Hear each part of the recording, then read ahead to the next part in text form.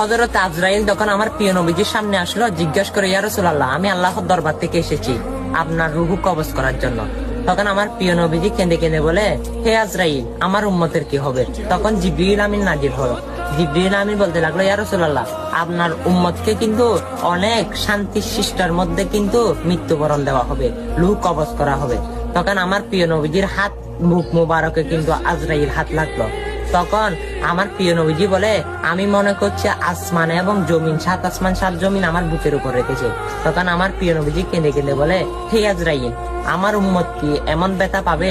তখন আজরাইল বলবে, ইয়া রাসূলুল্লাহ, এমন ব্যথা পাবে না।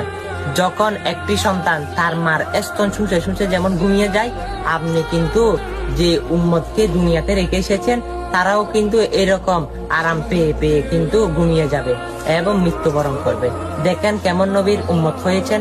আপনার জন্য 10টা পৃথিবীর সমান একটি জান্নাত বাজার রেখেছে, আর আপনি সেই নবীজির জন্য কি করেছেন? সেই নবীর হাদিস, সেই নবীর বাণী, আল্লাহর কিতাব গ্রন্থ আমি কি করেছেন?